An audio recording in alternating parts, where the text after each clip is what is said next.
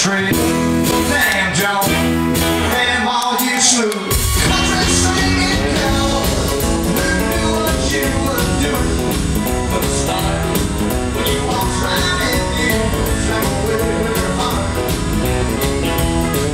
She moved herself up to Nashville, and I've got you fellas fighting. Whenever I look at you, I'm talking about you, honey. How could you tell? Just like a pig in a roll. Damn straight, damn hang, damn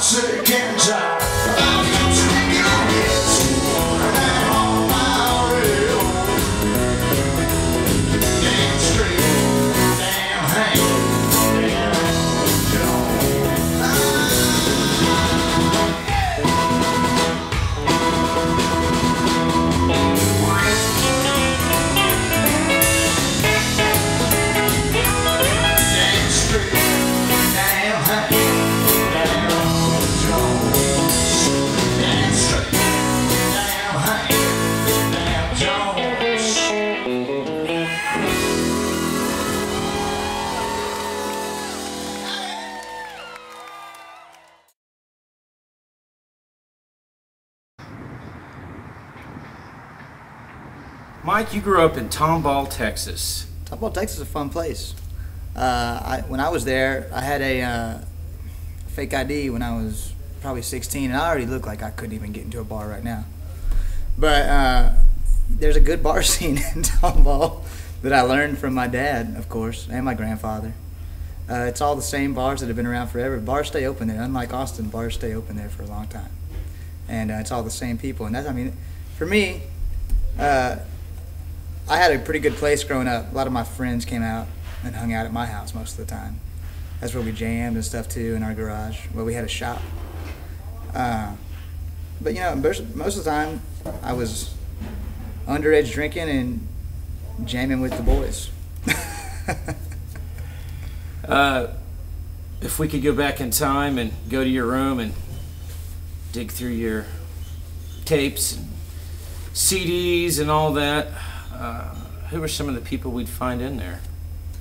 Everything that I had was 90s country stuff, everything I listened to. A lot of George Strait and Clint Black. That was pretty much my whole thing growing up, Randy Travis, stuff like that. Everything was popular on the radio in the late 80s and early 90s. And then I started to get into blues, and I started to be a Stevie Ray guy. I started taking guitar lessons, and it turned me into a blues guitar player. And that was great. But it was mostly all 90s country, what was on the top 40 country radio. Any surprises out there in that collection? Like, for example, and a lot of people don't know this, but Jason Boland is a real big metalhead. Like, you know, Sepultura, Slayer, Mastodon, you know. Any kind of weird surprises out there that, you know, with you? The strangest ones for me, I got into this real like funk phase. I started listening to a lot of Galactic and like Soul Live, and I got into this, being a guitar player, I started listening to Scofield and Satriani and stuff. So I had there was a little section of my CDs that were just like funk and jazz guitar playing. Interesting. When did you move to Austin? I moved in 2003, the year after I graduated high school. Was the band already together, or did you have to come in here and just kind of piece it together as you went? When I moved down here, our drummer was already living here. He graduated a year before me. We went to high school together. Oh, okay. And he moved to Austin to go to UT. And he was already here, so we started a group together with some friends back from Tomball. And they were coming up every weekend and playing shows with us. And that just wasn't working after a while. So we put together our own little thing, and I opened a studio. Just a little home studio. I moved to Austin to study recording, and in my home studio we had a couple bands come through, and one of them was a band called the Dirty Sound, which was like a punk rock country thing, and that turned into me stealing a bunch of the guys out of that band and making a record in my home studio, and that was the first thing we ever did. I started writing some country songs, and I threw together this little punk country band that was already in the studio, and we made the first little EP. Go through your current lineup. Name the guys off. What do they play, and kind of tell me what they bring to the table musically for the band. Well, the first guy is Kyle Ponder. He's the drummer, the guy who I've been in bands with that guy since junior high. And he's one of those guys that is the most dependable musician in the band. I can look back at that guy and he knows exactly what I'm going to do. It's great for throwing shows together. He knows exactly where I'm going at every time. We have that thing about us. We can look at each other and know. Preston Roan is on the bass. He was the next original member of the band. He's been there since the very beginning of the Moonpies. Other than that, we've got Zachary Moulton and Catlin Rutherford, pedal steel and lead guitar. And they were in a band together before, and they had known each other for a long time growing up in South Texas. And they brought a whole new thing to us. We had a kind of a revolving cast for a long time between steel guitar players, mandolin players, guitar players, and these guys came kind of as a package deal.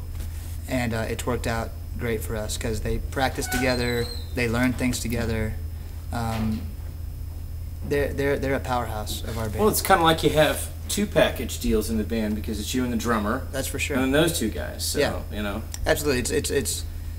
None of us had ever played together all in one group until about 2007 when we started it. But each of us had played with each other before, and we it all came together in a really cool way. And we just recently added a keyboard player, John Carbone from Boston.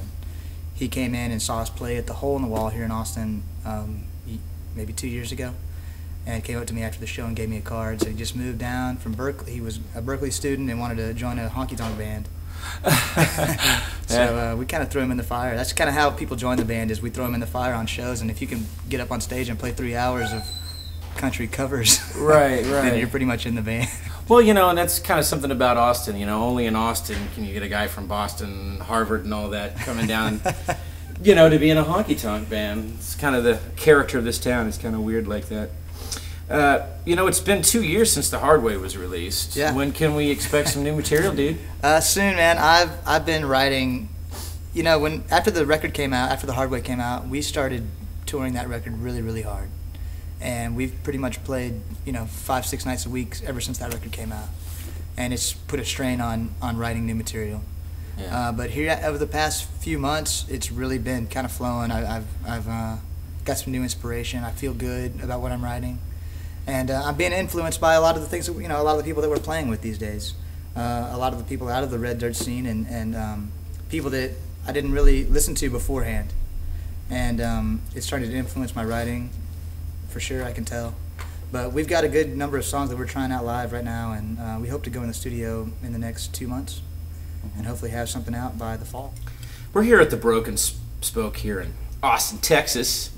Tell me about your feelings about this place, and also kind of the disappearing act that a lot of these kind of places are having, due to the population boom going on here in Austin. Sure. I thought that when we first moved to town that Broken Spoke would never be a place that we could ever play.